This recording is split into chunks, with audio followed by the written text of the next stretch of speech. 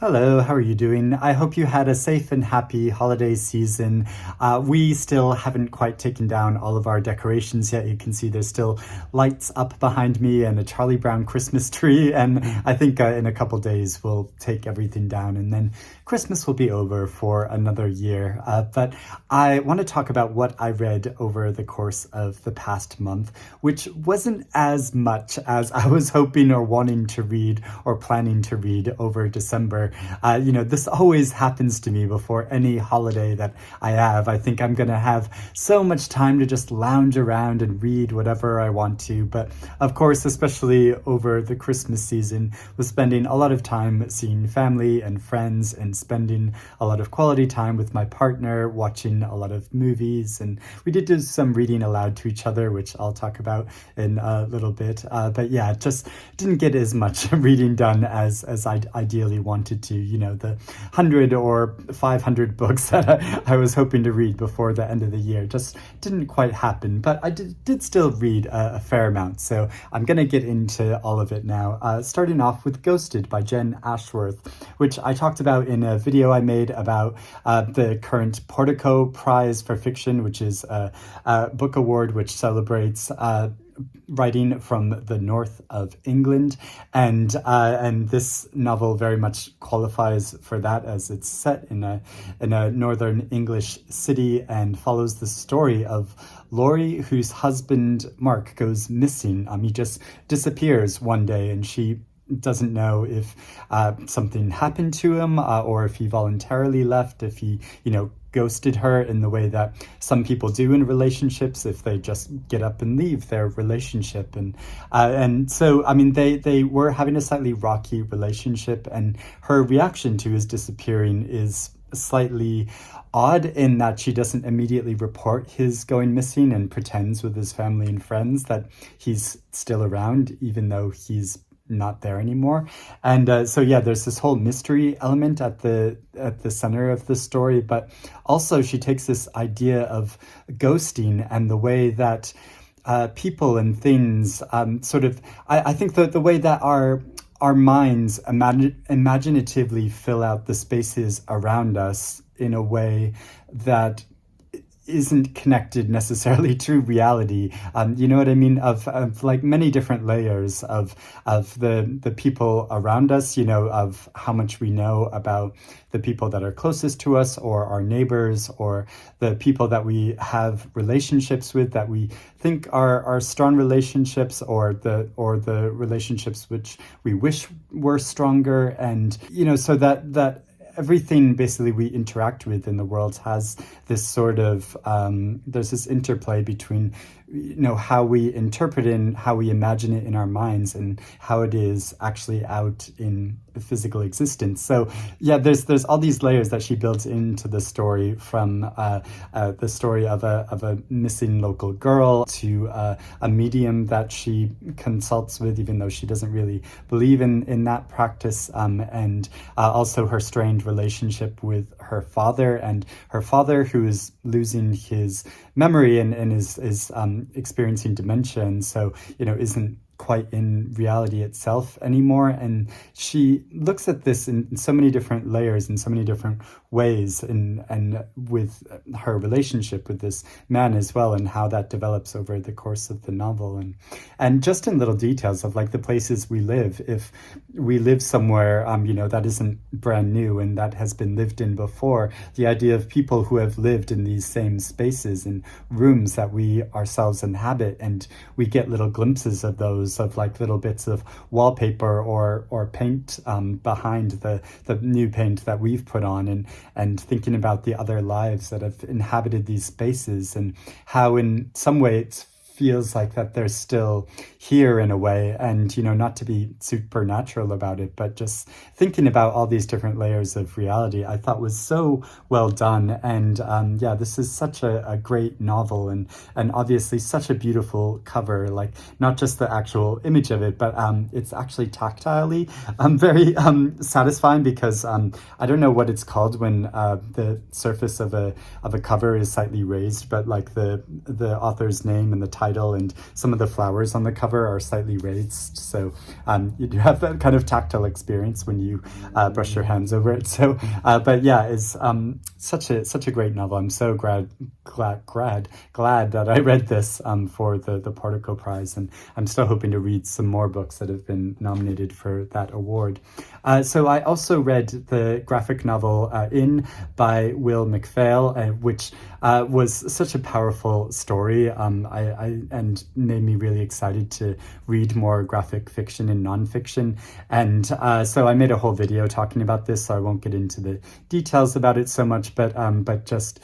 how it's the story of a man living in a city, sort of drifting through his life and striving and wanting to have more meaningful connections with the people around him, both his family and his neighbors and the people that he meets casually. And yeah, just the whole tension of that, of a kind of existential anxiety and uncertainty about the distance between him and other people, which is something that I feel quite a lot. So I really related to this book, and I found it very meaningful reading some other people's reviews of it, but also some of the comments that people left on my video of it, of how strongly they connected to it and how meaningful they found it. I thought that was so wonderful. And I also read the very short novel, Small Things Like These by Claire Keegan, which again, I made another whole video about because I thought this story was so powerful and definitely like a new Christmas classic, and I hope it'll be read for many years to come. And it's been so interesting reading some people's reactions about this, and I definitely felt very much the same way, that this story feels almost timeless in a way, or like a very old-fashioned story that might have been written and taken place in the early 1900s or the late 1800s, and even though it's set in the mid 1980s. But I think it's because it's in this small Irish village, which hasn't changed all that much over the years, and still lives by some quite old-fashioned values and practices. And but the story and the larger issues that it covers are very relevant, and something that's so close to Ireland's immediate history of the scandal of the Magdalene laundries, of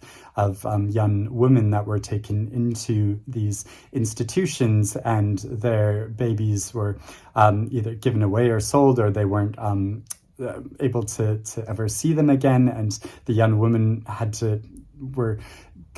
committed to this kind of drudgery work, and this was like sanctioned by the church and the state itself. And so yeah, it was a massive scandal. And there's a little afterword to the book where she talks about the shocking facts of this scandal, and the many babies that were lost and disconnected from their parents, and who might never be connected to their parents again, is so shocking. But at the heart of this story is such a tender story about a man in the days before Christmas, and his connection with his family and his community, but also learning of the secrets that are going unsaid in his community, and what he's going to do with this information once he discovers it, and the moral choice that it gives him, and the very difficult predicament that it puts him in is so moving. And I just love how she captured the story of his experience in life. And so yeah, this is, even though it's such a short book, it's one I'm still continuing to think about so much, and that I know I'll want to revisit in the future. And then I did read the love songs of W.E.B. Du Bois by Honoree Fanonne Jeffers, which, if I hadn't read anything else in the past month, I think just reading this would have been quite an achievement, because it's quite a long book. It's 800 pages long. It's a family epic. It's a very complicated and layered story, but one which is... It's so rewarding taking your time with it and reading it. I read it in the lead up to Christmas, so like before all of the hubbub of Christmas, and I'm glad that I did so that I could really concentrate on it and think about it and understand it, because it is such a rich and nuanced story, and it is one that I immediately felt is one of the best things that I had read all of last year. And so it is a family saga, and you see at the very beginning there's it traces the all of the family members through the generations, and slowly over the course of the novel you get all of their stories, but also the present day story of Ailey, who's doing research into her family history, but also Black and Indigenous history, family history in the area she lives in, the American South, and the way it goes backwards and forwards through time is so effective in telling this tale and accounting for the generations, and feeling like you're getting their real story, but also the facts that she's trying to trace and discover, because, you know, as we all know a lot about Indigenous and American Black family history was consciously erased, and so literally don't have records of this, or have to try to piece details together from little clues about experience of what the lineage was, and how she does that is so meaningful in both looking at the history that she discovers, but then in fictionalizing this and making a story around it to show that the truth of that experience is a lot more complicated than we like to see, or that we assume it to be, because when thinking about any aspect of history, let alone our own family history, will inevitably imaginatively fill in the gaps of what we don't understand, whether that's romanticizing it or it being influenced by our own modern ideas about the past. And how she shows that in the complicated layers of it is so well done and so impactful. And but also at the heart of it, even though there's so much family detail, I mean, I did have trouble remembering the details of all of the family members from the past, as every time it flashed back to the past and thinking back, okay, who were these people and what was their relationship to each other in relationship to the other characters that I've read about from their past. And so I was really glad to have the details of the family at the beginning of the book that I could flip back to as a reference. And I know a lot of people listen to this on audiobook, so I think that is a big benefit of having a physical copy, even if you are listening to the audiobook of it, to have a physical copy that you can have there to flip back to and to refer and remind yourself who these people are, because it is quite a lot to take in. But the immediate story of Ailey and her sisters and her immediate family and what's going on in her life and it's basically her coming of age tale, but then added on to that all of her family history and also a slight sort of spiritual element of like connections with the past. She has these dreams of a woman from her family from the long distance past, and so there's this kind of immediate connection to them, and how it does that is so beautifully done. It really resonates and says something much bigger about this connection we feel to the past and the people in our family. And I think even though it's a very specific story, obviously, that it's a story about someone who is mixed race and has both Black and Indigenous and white heritage, and the challenges of trying to reconcile your sense of self when thinking about all of this family history. So it's something that's very specific to America, but that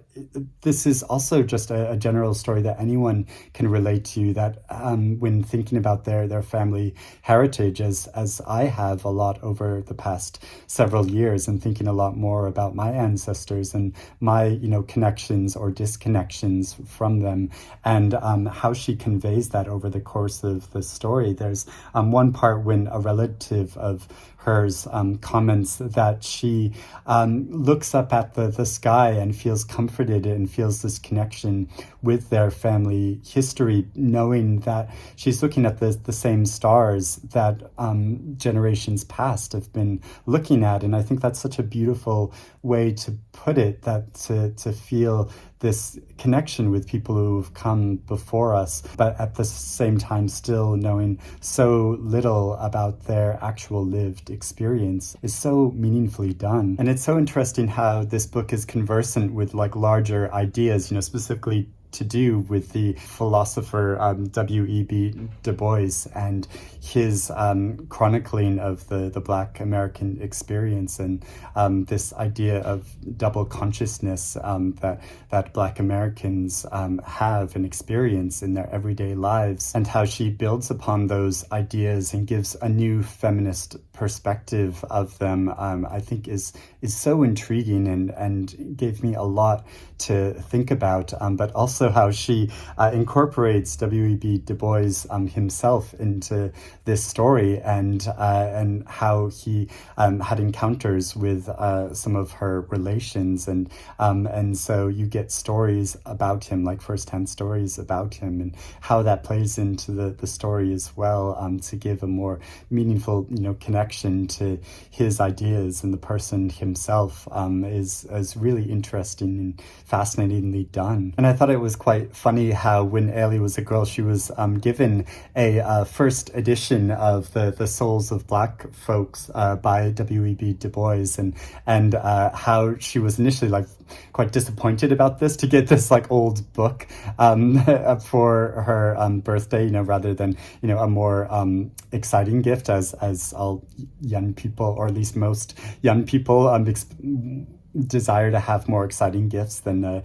kind of dusty old book. So I found that quite funny, endearing how she incorporated that into the story. And I think even though it's a story that's obviously filled with a lot of tragedy and heartache, and there's a lot of difficult subject matters covered in this book, and which is done so well, but there are also some really lighthearted and funny aspects to it. There's a lot of joy and humor that she incorporates into this family story, both with the distant past and the immediate story of this family life. Like I thought it was very funny how there was a scene when Ellie goes to church once with her family, and she drank too much orange juice before going to the church, and so she's sitting there and she realizes over the course of the service that she really needs to pee, but can't get up and go to do that, so she's sort of like crossing her legs and fidgeting, but the people around her, the women around her, think that she's sort of being possessed by the spirit and is really getting into it and sort of encouraging her, but actually she just needs to pee. And so I just found like that sort of situation like so funny, and it's really endearing and like relatable, like I'm reading about experiences like that. Yeah, honestly, there's just so much in this book that I think I'm still going to continue to think about and want to discuss with other readers. And if you've read this as well, I'd really love to know your thoughts about it. Now, as I said, since I was quite busy being social and having fun with family and friends over the holidays, there were a number of books that I started but didn't have time to finish. So I felt like my reading was a bit like scattered over the holidays themselves. So a book I did start but didn't finish is A Single Rose by Muriel Barbery, which is translated from the French by Alison Anderson. And this is the story of a woman that goes back to Japan because her father, who she's never really had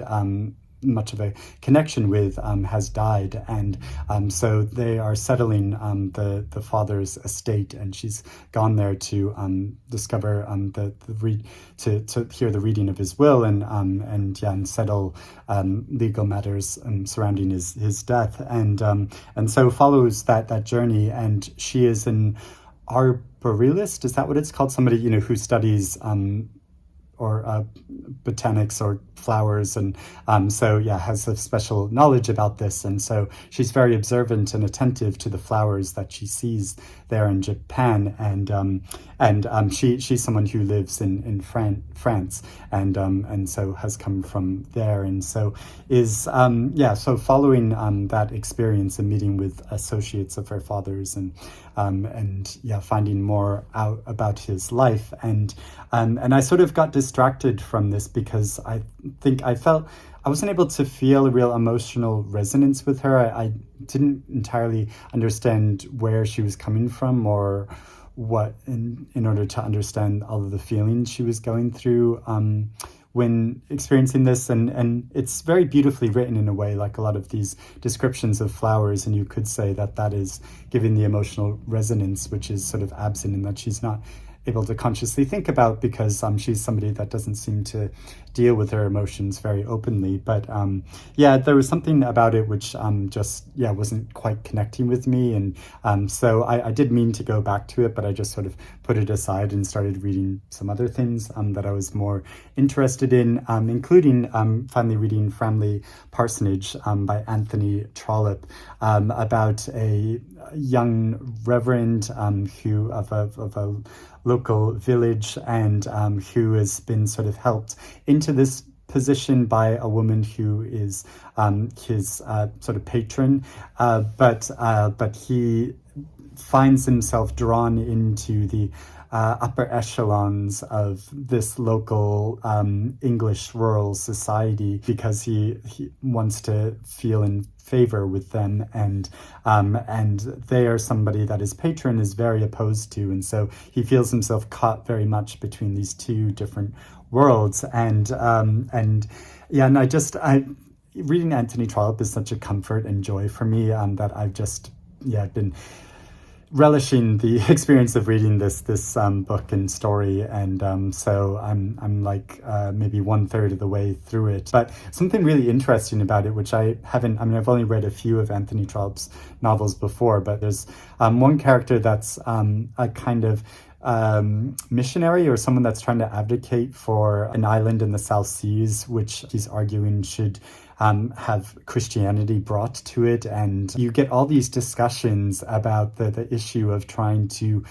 civilize these uncivilized people of this country, which doesn't have a Christian or a Western tradition to it. And so I think it's this quite interesting insight into the mechanics behind colonialism, from the colonialists' point of view, as it was happening at the time that this was set, which is quite a unique point of view that I don't think I've come across before. And it makes me feel like a bit icky, being sort of privy to these conversations by these privileged white people who feel that they have to spread their culture and their religion to this island to civilize it. And it reminds me of how actually, like, early on when I was moved to London, I have a friend who's like quite who's older than me and is quite well off and belongs to this private members club in London, and he took me along to this club one evening. There are all these rules that are attached to this club. You have to wear a suit and tie, and you have to obey all these rules when you go there. But is a club that is mainly patronized by white upper class men. Even though the friend I went with is actually mixed race, it's these mainly white older men, and going there and meeting some of these people and having some of these discussions, I felt like I was suddenly privy to this very like closed society that we kind of imagine, but which not everybody like gets to like see because it is very privileged and elite, and like there's limited access to it. And they were literally having discussions about like oh, what do we do with this problem about Australia and South Africa, because these countries don't know how to run themselves, and so these like colonialist ideas are still very much in play, very much present in the upper echelons of English society, I think. And, even if the present government or present prevailing society might speak about more progressive ideas in regards to colonialism, I think a lot of these things are still deeply entrenched within society, and you can get these little glimpses of it if you happen to go in these circles sometimes and hear some of these conversations, which I found quite shocking. And so I think these things are still quite relevant, and it's quite interesting to read about that aspect. I also, another aspect of sort of old English society, my partner got for me for Christmas this novel by Nancy Mitford called Don't Tell Alfred, which is in this beautiful edition, which is a limited edition by the Hatchard's bookstore. They put out these limited editions of some books, which, you can see in the front cover here, is they only print 2,000 of them, and it is absolutely beautiful. Nancy Mitford was this English author that was kind of satirizing English society at the time, and I didn't realize, and my partner didn't realize when he bought this for me for Christmas, that this is the third book in a trilogy that she wrote about a number of characters, and the protagonist of this was apparently a more minor character in some of the two previous novels, but now she comes to the forefront, and she's and we've read, I've been reading it aloud to him, and we've read the first 4 chapters, and she's someone that her husband is an educator and a lecturer, but he's just been elected to be British ambassador to Paris, and goes to live in the embassy in Paris, and she goes with him, and she sort of satirically follows all of the pitfalls that she encounters and falls into, and writes about this upper class society in a very lighthearted and poking fun way, and which is quite enjoyable and funny to read about. And I've been reading some reviews of it, and apparently a lot of Nancy Mitford fans feel that the first 2 novels are stronger than this one, but and as my first Nancy Mitford novel, I'm really enjoying it so far. We've also been reading aloud to each other some David Sedaris, so always around the holidays I'll read aloud to him some of the stories from the Santaland Diaries, or I think it's also called Holidays on Ice in some editions of it, which are always absolutely hilarious no matter how many times we read them, and are always pleasurable to read, and so that's been great. We've also been reading aloud to each other some of his diaries from, this is recently published diaries from 2003 to 2020, which I feel maybe some of David Sedaris's writing gets stretched out a bit too much. I mean, that he's become such an industry in himself in the books that he publishes as a humorist that it feels like almost everything that he writes gets published, and which might be slightly to his detriment, because I feel like some of the observations and things he makes in this, which he talks about in his introduction, he edited it down, but aren't all as compelling as some of his other stories. It might be best if he just concentrated on some really good stories to tell, or a point that he wants to make, rather than just a lot of his sort of humorous observations that go along. So I found in his recent books that haven't been as strong as some of his previous ones, but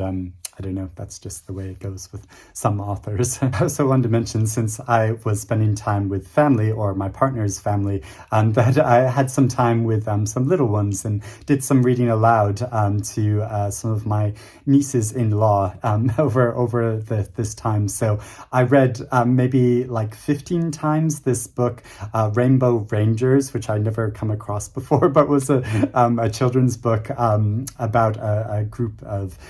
girls that all come in different colors and have unique powers to them, and but they also have a rainbow unicorn named Floof, and my little niece-in-law Millie, she sort of pointed to this rainbow cartoon unicorn and said, "That's you, you're Floof." And so okay, I'm Floof, I'm a rainbow colored unicorn, so now don't refer to me as Lonesome Reader or Eric Carl anymore, just call me Floof. I also read to her the story of the Gruffalo, the classic children's story, and there's a special joy about sharing such a classic story with a child for the first time and seeing how she really responded to it and enjoyed it so much. And it's such a like beautiful and funny story that it was just such a joy to be able to do that. And finally, I've started reading Hanya Yanagihara's To Paradise, which is quite a long novel. I'm only, only 230 pages in at the moment, but I'm really enjoying it. And it's one of those books that I just like keep wanting to get back to, like want to race through whatever it is that I'm doing so that I can get back to reading this book. Because it is such a pleasure to read. And I'm sure I'm going to have a lot more thoughts about it. And, there was a scandalous review of it that came out over the late December period, which a lot of people were talking about. So